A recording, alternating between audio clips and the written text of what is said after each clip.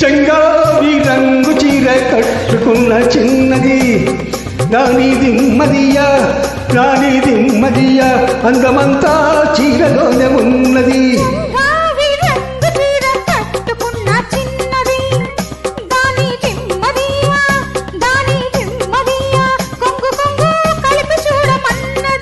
చెంగావి రంగు చీర కట్టుకున్న చిన్నది కానీ దిమ్మదియ అందమంతా చీరలోనే ఉన్నది.